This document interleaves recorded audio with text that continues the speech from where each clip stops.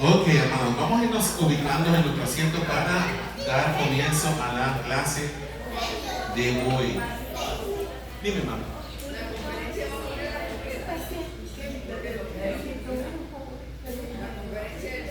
Así en comida siempre. Sí. Lo que pasa es que como yo no pude ir a ninguna reunión, pues no me asignaron nada. Qué bien.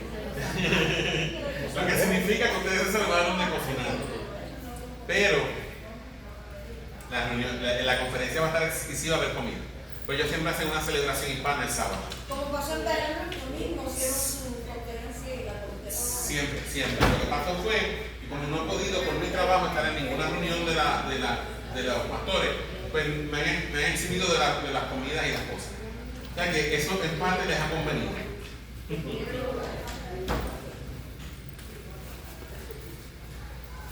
Vamos a ir ubicándonos en nuestro asiento, hermanos.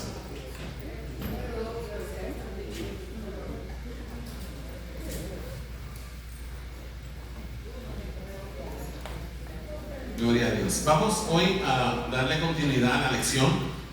Estamos todavía en la sección número 2. Si pueden sentarse un poquito más adelante, se lo agradecería. Yo no como gente, todavía no he comido gente. Tengo hambre, pero no como gente.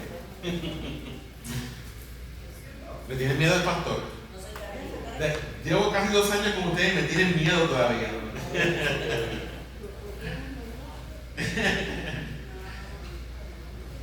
Ok. Estamos en la lección número 2 de la serie Unidos en la Fe. ¿Quién escribió la Biblia? Ustedes saben que la semana pasada se dio una dinámica muy interesante en la clase. Pero hoy vino Carlos, lo que significa que no se va a dar una dinámica tan interesante. Así, o sea que podemos terminar la clase hoy. La semana pasada hablamos mucho de historia de la iglesia. ¿Okay? Síguela, déjale por un momentito. Estamos hablando hablamos mucho de historia de la iglesia, hablé mucho de lo que eran los credos, las confesiones de la iglesia y por qué son importantes. Bueno, aunque ese no era el tema, pero entendí que sí es parte importante de esto. ¿Ok? Ya habrá tiempo en que hablaremos un poquito más profundamente de los credos y las confesiones. Los padres de los que son adolescentes aquí, ¿cuántos padres de adolescentes hay aquí que están en la casa de los jóvenes? Que estamos estudiando, pero los que están ahora mismo estudiando el credo de los apóstoles, tuvieron oportunidad de sentarse con sus hijos y por lo menos ver el video número 1 y hacer parte de las devocionales. Vieron la importancia de los credos. Los credos no son un sustituto para la palabra de Dios. Sin embargo, los credos que contienen verdades que están ¿dónde? Fundamentadas ¿dónde? En la escritura. ¿Ok? Y tal vez dentro de la serie de la iglesia local en un futuro tome tiempo para tomar el credo que nosotros recitamos aquí, que es una adaptación. ¿Ok? El credo que nosotros recitamos aquí los domingos es una adaptación del credo niceno-constantinopolitano. ¿Ok? Le di unas variaciones porque nosotros obviamente somos bautistas y tenemos ciertas doctrinas que son de nosotros, pero básicamente la esencia del credo es la misma que se estableció en el año 300 y pico, casi 400. Ok, en las últimas semanas hemos estado hablando de quién escribió la Biblia, y vimos el proceso, pero vamos a orar, que se me olvidó, me puse a hablar y se me olvidó. Vamos a orar. Vamos a inclinar nuestro Dios Todopoderoso. En esta hora presentamos esta clase delante de ti. Te pedimos que nos ayudes a poder transmitir tu palabra a nuestros hermanos y hermanas en el nombre de Jesús tu Hijo. Amén. Amén. Empezamos a hablar del tema ¿quién escribió la Biblia? Esta es la serie Unidos en la Fe. ¿Por qué es importante esta serie, hermano? Que dice que estamos unidos ¿en qué?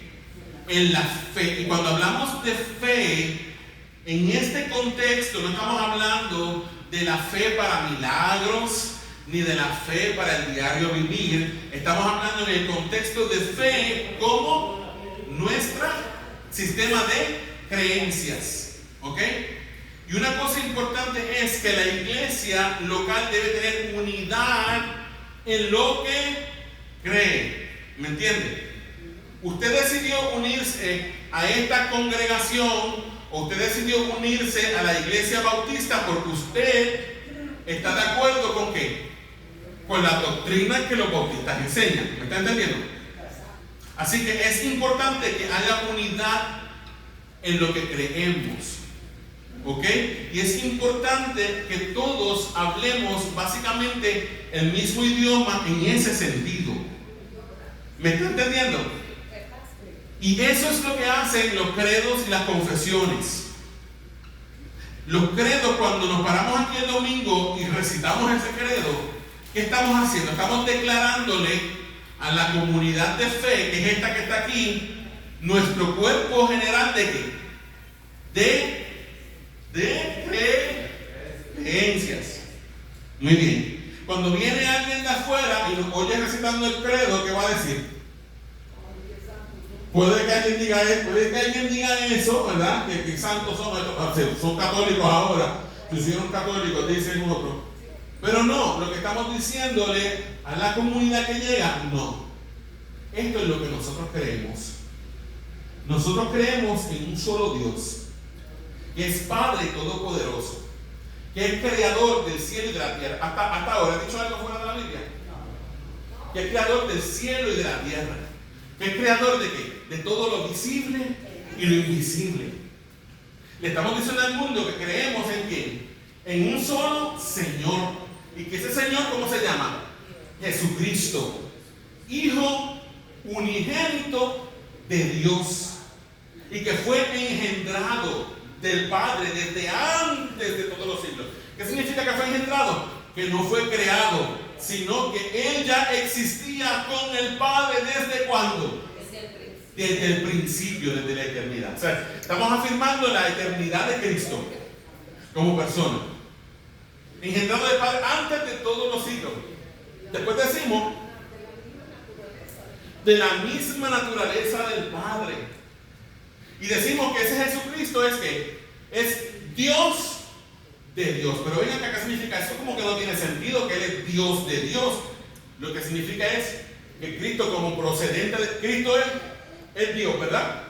Pero Él también procede ¿de quién? Del Padre. Por eso decimos que Cristo es Dios de Dios, porque Él es Dios, pero procede de Dios el Padre. ¿Ok? Decimos que Él es luz de luz, porque Cristo es luz, pero procede ¿de quién? Del Padre, que es luz. La Biblia dice que la naturaleza de Dios es luz. Dios es luz, dice Juan, ¿verdad? Dios verdadero de Dios verdadero, engendrado, no creado, y de la misma naturaleza del Padre. Que por nosotros los hombres y por nuestra salvación, ¿qué hizo? Bajó del cielo, y por la obra de quién?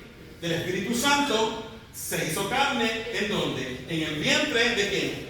De María, la Virgen. Importante que sepan eso, porque creemos en el nacimiento virginal. Eso es doctrina esencial de la fe. ¿Ok? No fue in vitro, fíjate. Fue concebido ahí dentro. ¿Ok? Todo eso es importante. Ahora, la iglesia tiene que tener unidad en la fe. Y en la lección anterior hablamos de la revelación, ¿verdad? Decíamos que si tenemos decíamos que la palabra revelación, si quieres darle adelante, Danielito. Decíamos que es revelación. Más para adelante. Eso fue un juego que jugamos. Más para atrás. ¿Para atrás? Ahí. Decíamos que la revelación, ¿verdad?, nos llega como iniciativa de quién. ¿Qué significa la palabra revelar? Significa demostrar algo que estaba como escondido, ¿verdad? En este caso, la revelación está hablándonos de quién.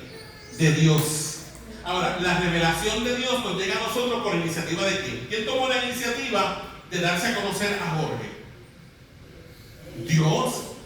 ¿Ok? Cuando usted conoce a alguien en la calle y usted toma la iniciativa y dice: hola, mucho gusto, mi nombre es Roberto. Yo tomo la iniciativa de acercarme. Pues así es con Dios. Él tomó la iniciativa de darse a conocer a nosotros. Y eso se llama revelación, que Dios decide darse a conocer.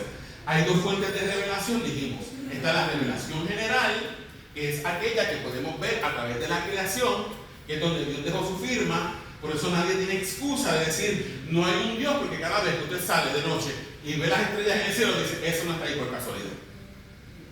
Así como cuando usted llega a este edificio, ¿cuántos creen que este edificio salió de la nada? ¿Cuántos creen que salió? No. Usted lógicamente sabe qué cosa, que este edificio fue construido. Y si fue construido ¿por quién? Por personas. Lo mismo pasa con el universo. Ahora, esa revelación general del universo no es suficiente para que usted pueda tener todo el conocimiento que usted necesita para hacer algo. ¿Me está entendiendo? Entonces ahí es que entra la revelación especial de Dios. Y esa revelación nos llega a través de la Escritura. ¿Ok? Pero mayormente esa revelación se nos hizo más cercana, o el culmen de esa revelación se dio cuando Dios mismo entra en la historia del hombre en forma de ¿qué? Humana. ¿Ok? En forma de hombre. Pero la historia de Jesús al final, ¿dónde también está? Aquí. Todo lo que Jesús hizo está aquí, está escrito aquí. O sea que al final toda la revelación de Dios para nosotros, lo que nosotros necesitamos saber para creer y ser salvos está aquí.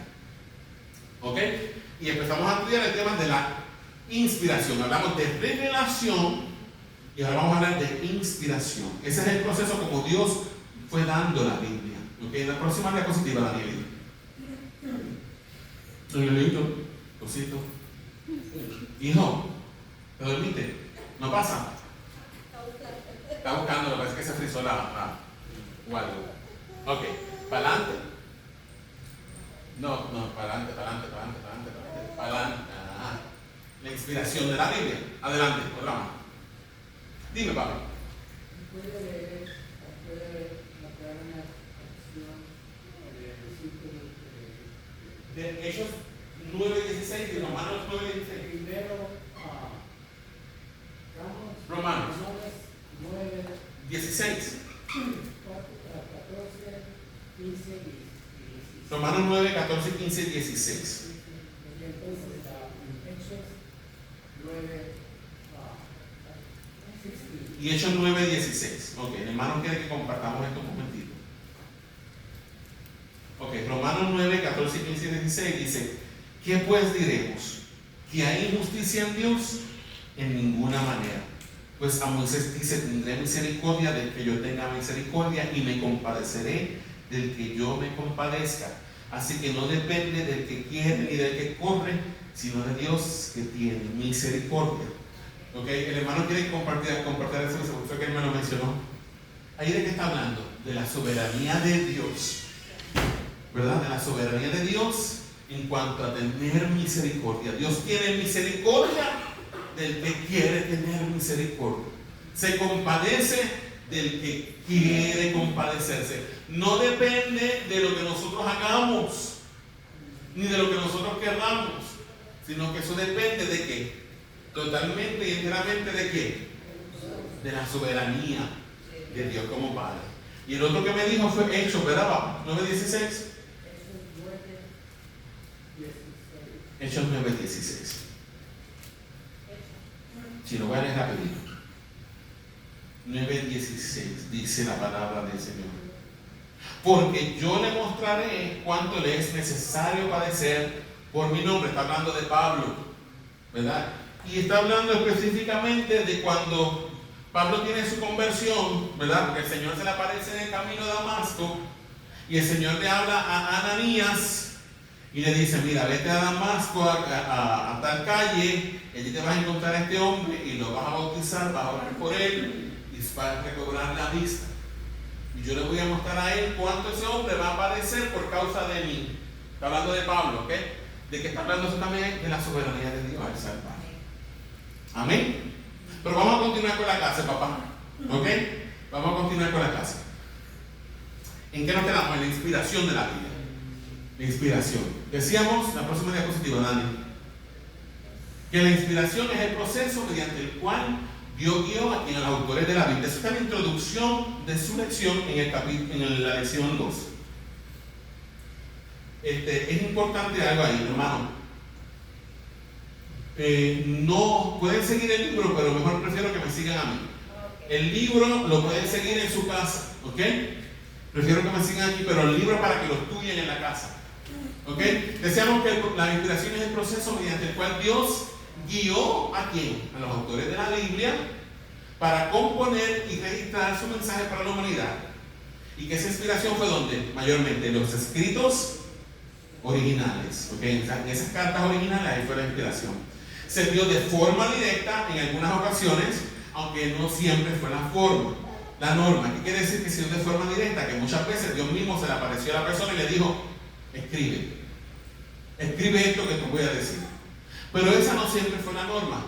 Mayormente Dios dio el proceso de inspiración donde en la mente y en el corazón de la persona, ¿ok?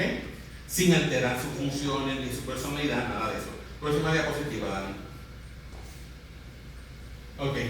Decimos, y ahí fue que nos estábamos quedando la semana pasada, que la inspiración de las Sagradas Escrituras es una doctrina fundamental de nuestra fe. ¿Qué significa que es fundamental, hermano? Usted tiene que creer eso. Eso es un dogma de fe. Un dogma de fe que yo no puedo negar. Como bautista, como protestante, como cristiano, como evangélico, yo tengo que creer que las escrituras sagradas son inspiradas por Dios. Aquí esa es una doctrina que yo no puedo vender.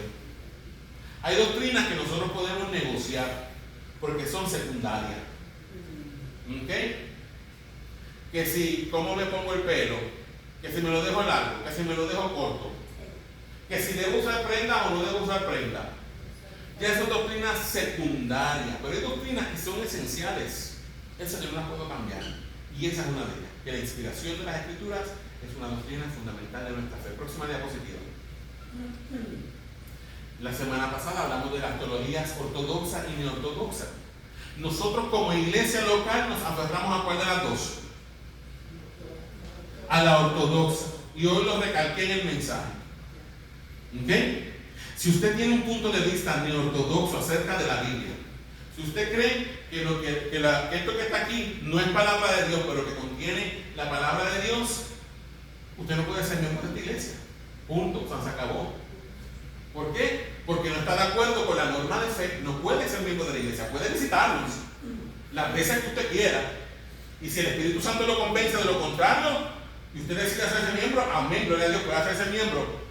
Pero si usted, la postura suya es la segunda, la neortodoxa, que afirma que la Biblia no es la palabra de Dios, pero que posee dentro de ella las palabras que son de Dios, y usted es el que decide qué de lo que está aquí es de Dios y qué no, pues entonces usted tiene que buscarse una congregación donde el pastor le diga a usted eso, y usted esté bien.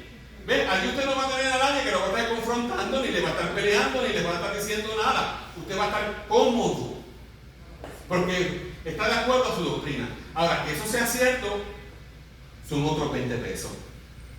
¿Ok? Son otros 20 pesos. Si al final, cuando usted se muere y abra los ojos, despierta en expresiones de oscuridad, fue decisión suya, porque se la perdió. ¿Me está entendiendo? Vamos a seguir con esto, con la clase de teología, de la inspiración de la Escritura.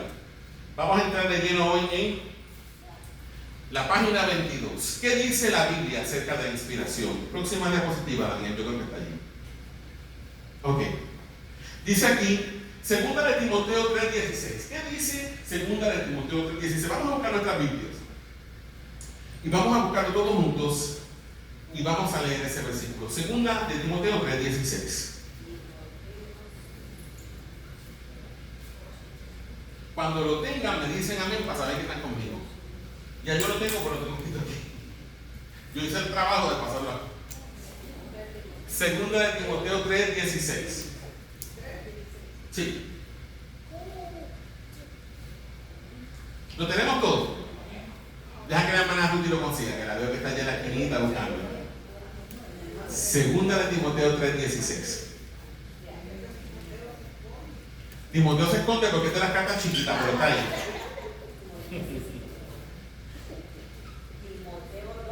Segunda Timoteo 3:16. Vamos a leer, lo tenemos todo, vamos a leerlo todos juntos. A la cuenta de 3, a la 1, a la 2 y a la 3. ¿Qué dice ahí? Toda la Escritura es inspirada por Dios y útil para enseñar, para redarguir, para corregir, para instruir en justicia, para la vida. ¿Qué dice la Biblia acerca de sí misma? Aquí en 2 de Timoteo 3:16. Que toda la escritura es inspirada por Dios. ¿Sabe cómo se llama eso? Eso se llama el testimonio interno de la misma Biblia. ¿Ok? Es importante, el testimonio interno de la misma Biblia. La misma Biblia afirma de ella misma que es que inspirada por Dios. Y Pablo dice que toda la escritura es inspirada por Dios. Y él me mira, me encanta cuando el Señor me mira. Ahora, ¿qué significa la palabra inspirada en el griego? Cuando nosotros hablamos de inspiración, hoy en día, ¿en qué pensamos? En la musa. Es que hoy me inspiré como para hacer unos espaguetis, una albóndiga. Hoy me inspiré, recibí una inspiración. Hoy la hermana Betty, me inspiré para hacer una ensalada de frijoles con maíz y tomate y ya tengo hambre. Me inspiré. Sí, como un deseo, una musa, una inspiración que me llegó de momento. ¿Ves? Un artista, hoy me inspiré en un cuadro así del océano, en el mar, del puente del West Bank, que es el Crescent City Connection Bridge. Me inspiré, y ahora que está de noche, qué bonito, porque usted lo mira con esas luces, se inspira, ¿verdad? Dice, qué belleza, y usted se inspira. Pero no es esa inspiración que guió a los autores sagrados, mi hermano. No es esa clase de inspiración. La palabra que se traduce como inspiración en el griego, la palabra que Pablo usa es theopneustos. Theopneustos. ¿Qué significa? Que literalmente toda palabra que está en la escritura es que literalmente exhalada o soplada por Dios mismo. ¿Usted lo está entendiendo? Pablo lo que está diciendo aquí literalmente es que toda la escritura que está aquí no fue que hoy se levantó Pablo con ganas de escribir, no. Es que lo que está aquí escrito literalmente salió ¿de dónde? De la boca de Dios. Es lo que quiere decir. ¿Está entendiendo ese concepto hasta aquí? Toda la escritura es soplada de la misma boca de Dios. Ahora, cuando Pablo escribe 2 de Timoteo 3:16, es importante algo que usted tiene que entender. Cuando Pablo escribe 2 de Timoteo 3:16, ¿ya el Nuevo Testamento estaba completo? No. El Nuevo Testamento estaba en proceso de ser terminado. ¿Ok? Que de hecho, ¿cuál fue el último libro que se escribió del Nuevo Testamento? El último, Apocalipsis, allá para el año 90. Ahí se cerró el canon. Pero cuando Pablo está escribiendo estas cartas, todavía el canon se estaba formando. Por lo tanto, cuando Pablo habla de toda la escritura que es inspirada por Dios, Pablo no está hablando del Nuevo Testamento. ¿De quién está hablando Pablo allí?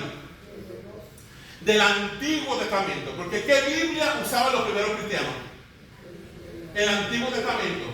Los cristianos del siglo XXI tenemos una ventaja sobre ellos, porque tenemos los dos testamentos, pero todavía ellos no los tenían. Ellos tenían a los apóstoles vivos. Eso sí, esa es la ventaja de ellos. La ventaja de ellos sobre nosotros es que ellos tenían a los apóstoles vivos. ¿Usted se imagina tener en su iglesia al apóstol Juan, que se acostó en el pecho del Señor? ¡Qué cosa hermosa! O tener en su iglesia a Pablo, ese teólogo tan brillante, que el Señor se le aparece en el camino de Damasco. Tener ese testimonio de primera mano. Esa era la ventaja de ellos sobre nosotros. Pero nosotros tenemos una ventaja sobre ellos. Y es que tal vez usted no tiene a Juan aquí, ni a Pablo, ni a Pedro, pero tiene al Espíritu Santo que nos inspiró, y Pablo y Pedro y Juan escribieron la verdad de Dios. ¿Dónde? Aquí. Y tal vez usted no tiene a Pablo ni a Pedro, pero tiene el Espíritu Santo y tiene la Escritura. ¿Y cada cuántas veces usted puede ir a la Escritura? Cuantas veces que usted le dé la gana. Dime, mamá. Aunque yo siento eso que es verdad, porque cuando yo era católica yo leía la Biblia, yo y no le entendía. No entendía nada. ¿Por qué no entendía nada? Porque no tenía el Espíritu. Porque no tenía el Espíritu Santo. Entonces, para usted poder entender la Biblia, usted tiene que tener al autor de la Biblia viviendo ¿dónde? Dentro de usted. Porque al final, ¿quién es el autor de la Biblia? El Espíritu Santo. Ni Pablo ni Pedro, ellos fueron los instrumentos, pero el Espíritu Santo es el autor de la Biblia. Ok, entonces para Pablo, las Sagradas Escrituras, esto es importante. Es importante, léalo conmigo ese segundo punto. A la 1, a la 2 y a la 3, ¿qué dice? Para Pablo, las Sagradas Escrituras no contienen las palabras de Dios, sino que son la misma palabra de Dios. Entonces Pablo era ortodoxo. ¿Verdad que sí? No era ni ortodoxo. Para Pablo eran las palabras de Dios. ¿Está hasta aquí conmigo? Ortodoxo, creía que eran las palabras de Dios. Danielito, próxima diapositiva, papi. Dime, mamá. Claro, sí, ortodoxo.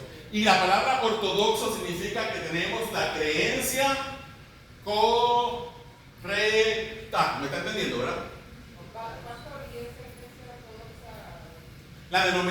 Una denominación religiosa, la iglesia ortodoxa griega, son de las iglesias históricas del cristianismo. Pero cuando hablamos de ortodoxo, en el contexto que estamos hablando ahora, no nos referimos a la iglesia ortodoxa griega, sino a creer correctamente. ¿Okay? Sí, la iglesia ortodoxa oriental. Los griegos, los rumanos, los rusos se parecen muchísimo al catolicismo porque vienen de la misma raíz. De hecho, ahí vuelvo otra vez con la historia de la iglesia. Los que se separaron, escuche esto, los que se separaron realmente no fueron los ortodoxos, fueron los romanos. Ellos fueron los que se separaron de la iglesia ortodoxa en el año 1054. Porque el Papa romano demandaba que todos los demás obispos se sujetaran a él. Y como los obispos orientales le dijeron, no señor, aquí todos somos iguales, eso de que usted es mayor que nosotros no, pues Roma dijo, pues ahora todos ustedes los excomulgo, todos ustedes están malditos y son herejes, y voy a seguir acá con la iglesia romana. Y ahí surge la iglesia católica romana, año 1054 después de Cristo. Ese invento de que ellos dicen, nosotros somos la iglesia verdadera, nosotros somos la iglesia que fundó Jesucristo, a otro perro con ese hueso. Y que Pedro fue el primer papa, a otro perro con ese hueso, porque no hay evidencia histórica ni siquiera de que Pedro estuvo en Roma. Punto. Todos son inventos y cuentos de ellos. Perdónenme, católicos que están en el YouTube. Bueno, seguimos acá en la clase. Bueno, seguimos acá. Ok, cuando Pablo habla acerca de la escritura, se refiere a los 39 libros del Antiguo Testamento. ¿Ok? Esto es otra cosa que los católicos demandan mucho. La Biblia católica, si usted sabe, tiene 7 libros extra los que tenemos nosotros. ¿Verdad? La Biblia de nosotros, ¿cuántos libros tiene? 66. Pero la Biblia católica tiene 73 libros, que son los apócrifos. Ellos dicen que nosotros fuimos los que le quitamos a la Biblia esos 7 libros y que por lo tanto nosotros somos unos herejes porque le quitamos esos 7 libros. Hermanos, son mentiras. Porque el canon, escucha esto es bien importante, el canon de 39 libros que nosotros tenemos del Antiguo Testamento, escuche esto, es el canon que aceptaban los judíos ortodoxos en el siglo I. ¿Ok? Por lo tanto, los que le añadieron 7 libros a la Biblia fueron ellos. ¿Ah? Esos no son malos, no, ahora el pastor dijo que no le vamos a leer. Si quiere leerlos, léalos. Porque son buenos porque en cuanto a historia, son ustedes, sí. Las historias apócrifas, no, esos son del Viejo Testamento. Estoy hablando de los apócrifos de los evangelios apócrifos, es otra cosa. Pero los apócrifos de los 7 libros están incluidos en el Antiguo Testamento católico. ¿Ok? que si Tobías, que si griego, que si Judith, esos libros. Tienen mucha historia interesante, pero tienen doctrinas contradictorias. Por esa razón, esos libros fueron descartados y no son aprobados como libros inspirados. Ellos los declaran inspirados, pero no, ya esos libros existían. Eso es literatura que surge más o menos entre el año 400 a.C. y el nacimiento de Cristo, en el tiempo ese intertestamentario, porque surge esa literatura. Pero no es inspirada, porque tiene doctrinas contradictorias y la Biblia no puede contradecirse. Eso es un principio que usted tiene que creer. La Biblia no puede contradecirse, punto. Seguimos acá. Ok, cuando Pablo habla acerca de las Escrituras, se refiere a los 39 libros del Antiguo Testamento, porque el canon del Nuevo Testamento aún no había sido completado. Entonces, para Pablo, todo el Antiguo Testamento había sido exhalado. ¿Por quién? Por Dios. Desde Génesis 1 hasta Malaquías 4, para Pablo, todo lo que está ahí escrito fue exhalado por Dios mismo. ¿Está entendiendo? ¿Está aquí conmigo, iglesia? Ahí vamos. ¿Y qué del Nuevo Testamento? ¿Y qué del Nuevo Testamento? Recordemos que cuando Pablo escribió estas palabras, el Nuevo Testamento aún no había sido completado. Sin embargo, dentro del Nuevo Testamento, escucha esto, hallamos evidencia interna de que el apóstol Pedro afirmaba que las cartas de Pablo pertenecían a las Sagradas Escrituras. Escuche, evidencia interna. Dentro del Nuevo Testamento hay evidencia interna que afirma que los libros del Nuevo Testamento, por lo menos las cartas de Pablo, son inspiradas. ¿Quiere buscarlo? Vamos a Segunda de Pedro 3, del 15 al 16. Búsquelo conmigo. Segunda de Pedro 3, del 15 al 16. Si se están preguntando quiénes son estos, estos son Pedro y Pablo, en representaciones artísticas, ¿ok? Pedro dice que Pablo es inspirado. O sea, Pedro, el apóstol Pedro, ese gran siervo de Dios, ese apóstol de Jesucristo, dice que las cartas de Pablo, que fue un apóstol advenedizo, porque Pablo no pertenecía a los 12 apóstoles originales.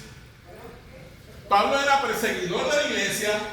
Pablo odiaba a los cristianos y los mataba. A Pablo se le apareció Cristo en el camino a Damasco y le dijo: yo te escogí para que tú seas apóstol a los gentiles. Segunda de Pedro 3, del 15 al 16, y déjame buscarlo rapidito. Second of Peter, chapter 3, verses 15 to 16. Está en la página 22 del libro también, pero me gusta cuando lo leen directo de la Biblia. Segunda de Pedro 3, 15 al 16. Vamos a leerlo todo junto. ¿Lo tenemos todo? A la 1, a las 2 y a las 3. Mira lo que dice Pedro aquí. A la 1, a las 2 y a las 3 dice: y tened entendido que la paciencia de nuestro Señor es para salvación. ¿Y aquí es que viene? Como también nuestro amado hermano Pablo, según la sabiduría que le ha sido dada, os ha escrito. Como Pablo también les ha escrito, ¿cómo es que dice? La paciencia de nuestro Señor es para salvación. Aquí es que viene, verso 16. Casi en todas sus epístolas. ¿Las epístolas de quién? ¿De qué epístolas está hablando Pedro aquí? De las epístolas de Pablo, ¿verdad? Dice, casi en todas sus epístolas, seguimos, hablando en ellas de estas cosas, sigue, ya no conmigo, entre las cuales hay algunas difíciles de entender, las cuales los indoctos e inconstantes tuercen, y aquí que viene, como también, ¿qué cosa? Las otras escrituras.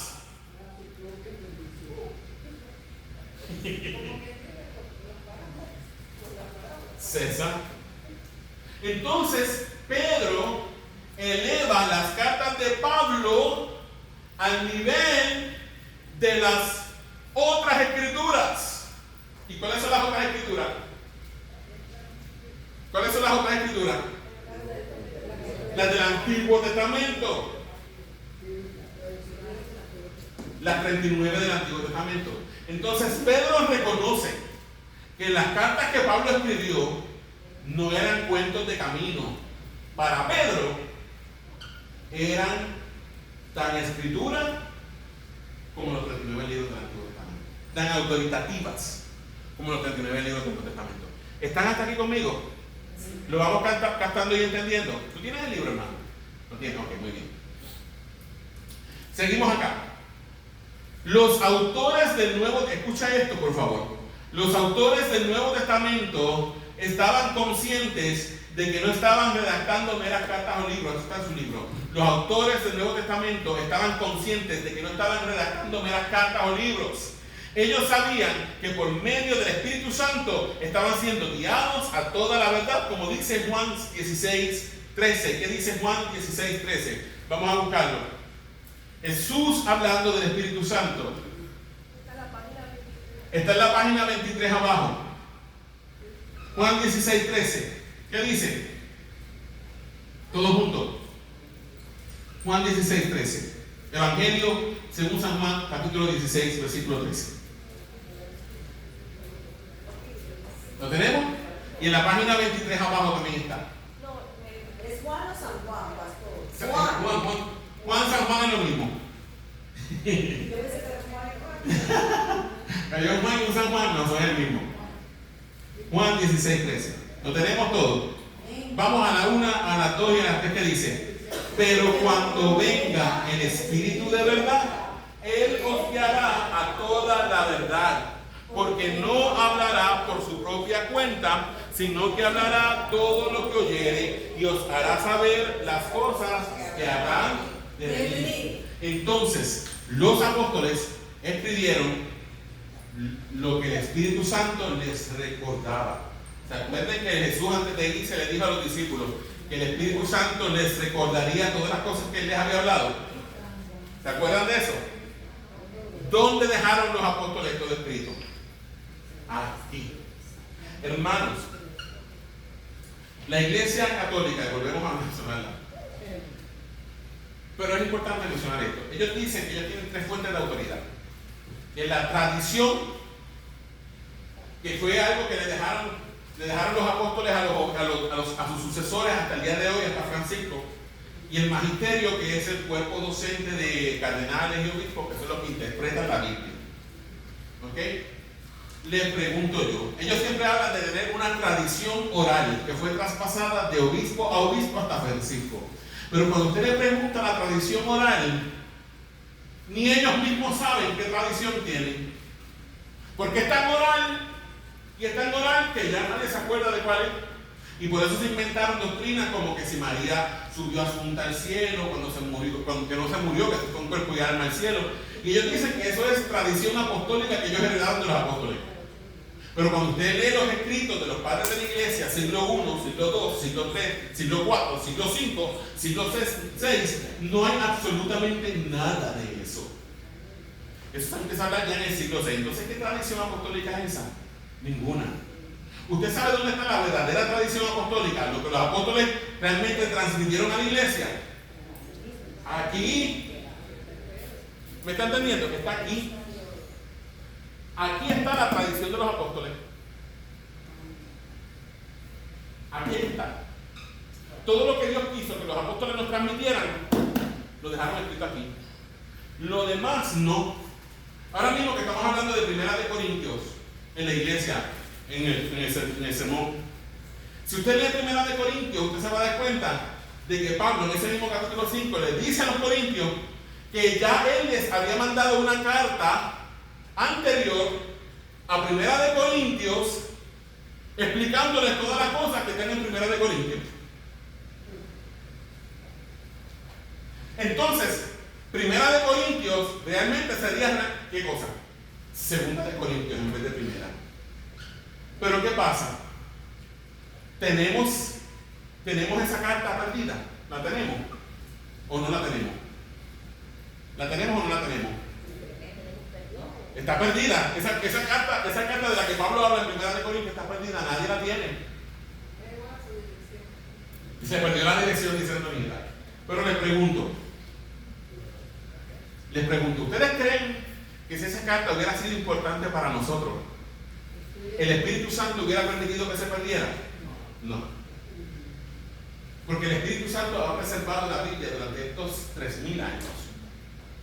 Entonces, si esa carta se perdió, es porque no era importante para nosotros. ¿Usted me está entendiendo? Es porque tal vez no era palabra inspirada de Dios. Era palabra del apóstol. Una carta normal. Pero lo que está aquí es lo que Dios preservó para nosotros. Y es lo que Dios quiso que tuviéramos. ¿Okay? Por eso no le añadimos a esto ni le quitamos nada. ¿Están aquí conmigo? Acá seguimos. Podemos concluir entonces que cuando la Biblia dice que toda la escritura es inspirada por Dios, se refiere no solamente al Antiguo Testamento, sino también a quién? Al Nuevo Testamento. Porque hay evidencia interna. Pedro dice que las cartas de Pablo son escritura sagrada. Y si Pedro, que era apóstol de Cristo, lo afirma, usted tiene que creerlo, porque Pedro era apóstol de iglesia. ¿Ibas a decir algo, hermano? Versículo 19, ¿de dónde?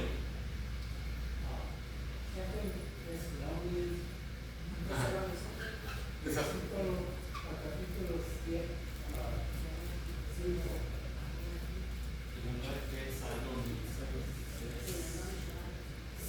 Déjalo buscar, papá.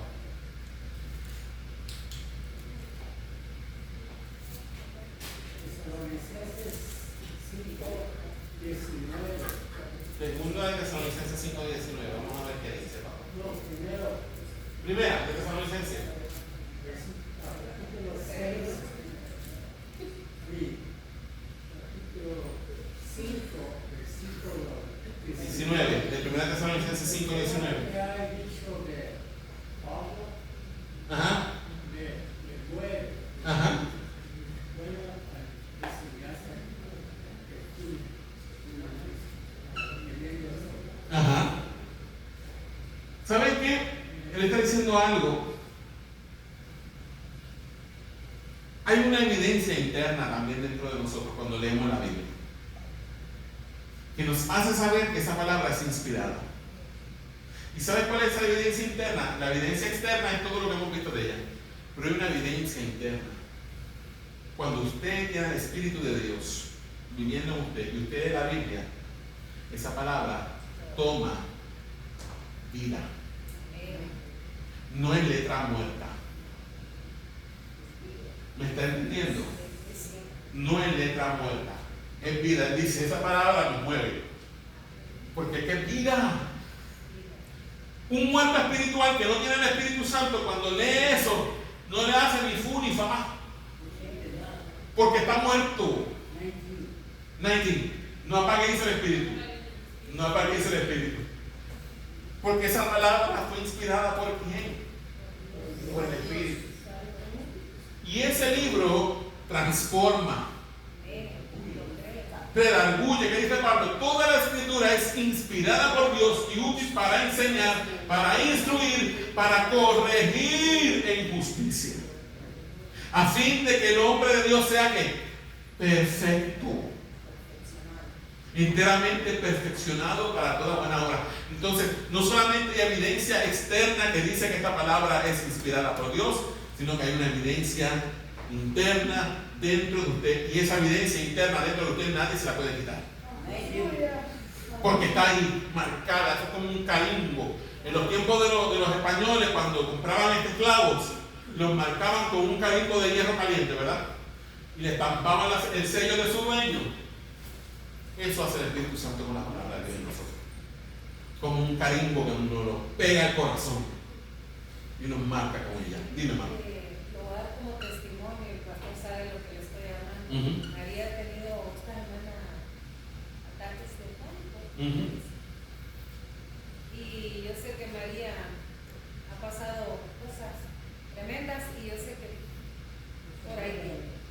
Pero ¿qué pasa? El pastor le manda unos versículos y dice María que cada vez que siente eso y lee esos versículos, se le desaparece. Entonces, Le mandó un que ahí montón. está todo.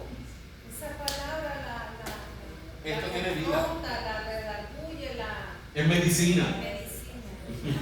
Sí, porque yo digo que si no la leyera y ya siguiera y la hubiera llevado a internar, quiere decir que Pero es medicina. ¿Ok? Ya estamos terminando con esto. Hermano, es importante señalar que la doctrina de la inspiración de las Escrituras, esto es importante. La Biblia no bajó flotando del cielo. ¿Ok? No vino un ángel con la Biblia en brazos. Esta es la palabra de Dios que ustedes tienen que creer. Como dicen los mormones, que le apareció un ángel que se llamaba Moroni con 12 planchas de oro y que estaba el libro del Mormón. No. La Biblia de nosotros no nos llegó en manos de ángeles, ni vino un caballo cabalgando del cielo y nos entregó. No.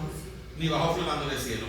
Dios usó a 40 autores comunes y corrientes para que ellos nos dejaran por escrito lo que es la palabra de Dios. Dios usó su humanidad, sus imperfecciones, todo. Hermano, algo que me gusta de la Biblia es que la Biblia no tapa nada de nadie.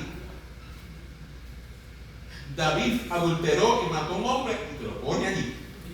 Y esa palabra inspirada de Dios. ¿Y de qué nos está hablando? ¿De algo santo? No, nos está hablando de pecado. Pero aún allí, esa es palabra de Dios. Porque nos deja una lección para nosotros. ¿Me está entendiendo?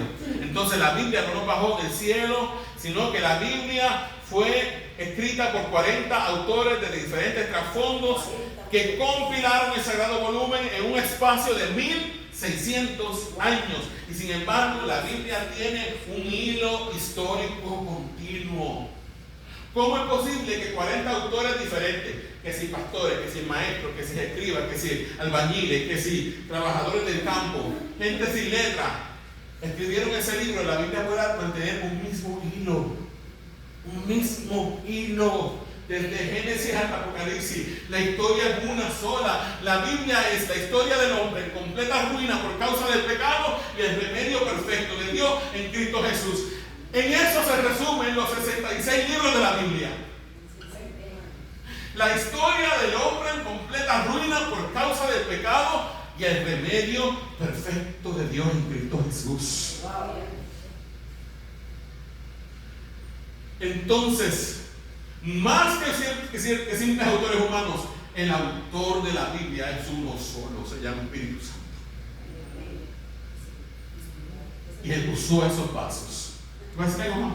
No, y también usted mira la Biblia, usted la puede leer hasta al revés y cae siempre al final. Siempre.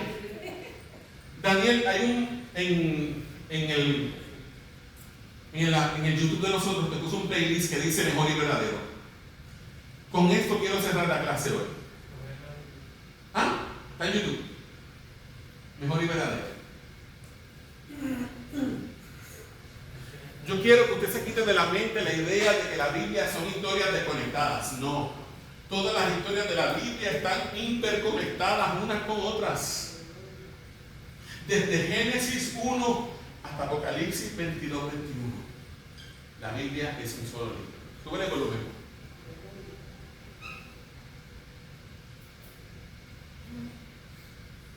Vean ese video conmigo en esta mañana.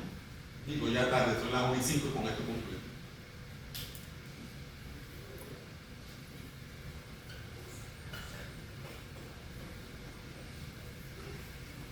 Voy a apagar las luces para que lo vean.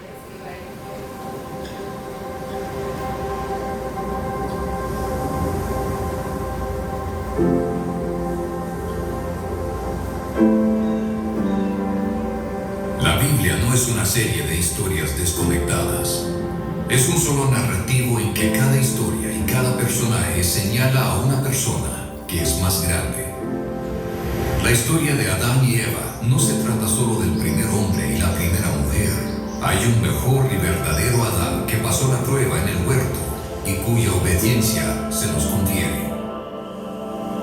Hay un mejor y verdadero Abel que fue inocentemente asesinado y cuya sangre clama por nuestra absolución en vez de nuestra condenación. Hay un mejor y verdadero Abraham, quien contestó el llamado de Dios para dejar todo lo cómodo y familiar reconciliar y salir al vacío a crear un nuevo pueblo de Dios. Hay un mejor y verdadero Isaac, el hijo de risa, de gracia, que no solo fue ofrecido por su padre en el monte, sino que verdaderamente fue sacrificado por nosotros. Hay un mejor y verdadero Jacob, quien luchó y recibió el golpe de justicia que nosotros merecíamos, para que al igual que Jacob, solo recibiéramos las heridas de gracia que nos despiertan y nos disciplinan. Hay un mejor y verdadero José, quien a la diestra del rey perdona a los que le traicionaron y vendieron, y que usa su nuevo poder para salvarnos. Hay un mejor y verdadero Moisés, quien se pone en la brecha entre el pueblo y el Señor y es mediador de un nuevo pacto. Hay una mejor y verdadera peña de Moisés, la cual al golpearla con la vara de la justicia de Dios, ahora nos brinda agua en el desierto. Hay un mejor y verdadero Job, quien de veras sufrió inocentemente para después interceder por y salvar a sus amigos insensatos. Hay un mejor y verdadero David, cuya victoria se convierte en la victoria del pueblo, aunque ellos mismos ni siquiera levantaron una piedra. Hay una mejor y verdadera Esther, quien no solo arriesgó perder un palacio terrenal, sino que perdió su gran palacio celestial. No solo arriesgó su vida, sino que la entregó para salvar a su pueblo. Hay un mejor y verdadero Jonás, arrojado a la tempestad por el rescate de muchos. Hay un mejor y verdadero Cordero Pascual, inocente, perfecto, indefenso, inmolado para que pasara de largo el ángel de la muerte. Él es el verdadero templo, el verdadero profeta, sacerdote y rey, el verdadero cordero y sacrificio, la luz verdadera y el pan verdadero. La Biblia no es una serie de historias desconectadas, es un solo narrativo que nos señala a una persona, a Jesús.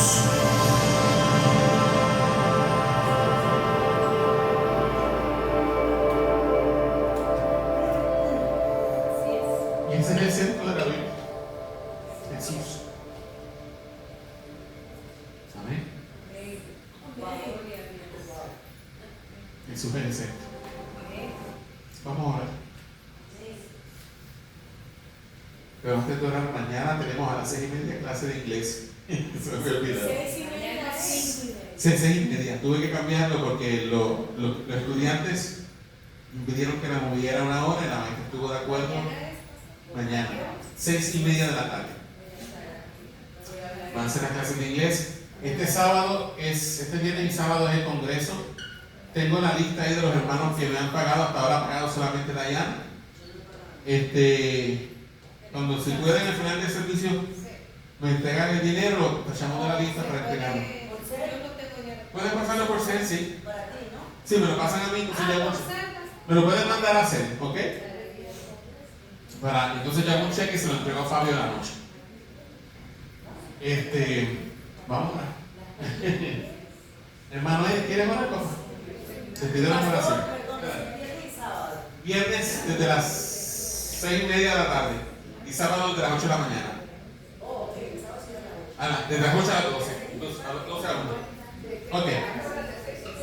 De 6:30 de la noche hasta las 10 más o menos, porque yo siempre dan café y viñetes. Hermana, el garaje celeste Mañana. Todos los lunes a las 6:30 de la tarde. Sí. De 6:30 a 7:30. Es only 1 hour. 1 hora. Aquí en la iglesia. Sí, aquí en la iglesia. Este garaje celeste. Pero no importa, te apuntan mañana. Este garaje celeste. Perfecto. Excelente. Trae a la amiga. Pastor, de 6:30 a hora. De 6:30 a 7:30. Es 1 hora. Ok, estamos mis amados hermanos. A mí me gusta esta iglesia porque se forma, cualquier cosa se forma algo así fuerte. Hermano,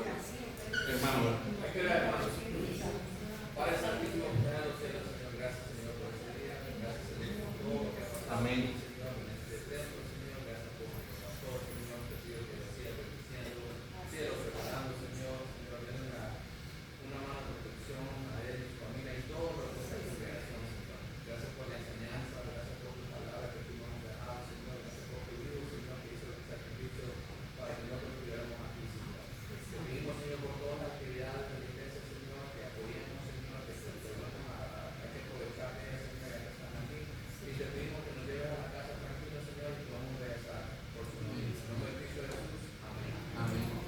hagan la asignación que está en la lección 2 Ah, y empiecen a leer la lección 3, ¿ok? Pastor, una pregunta. Una pregunta.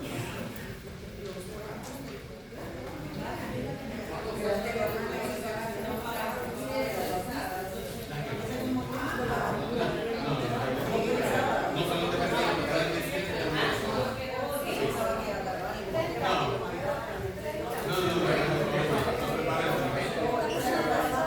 Mañana viene su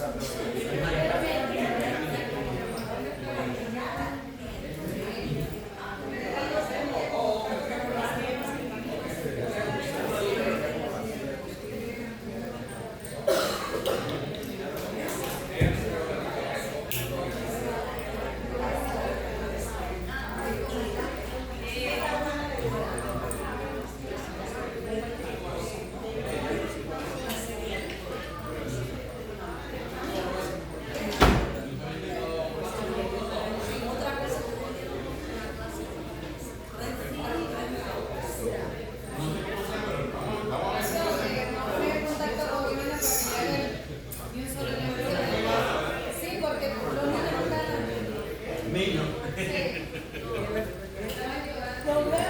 Dios los bendiga.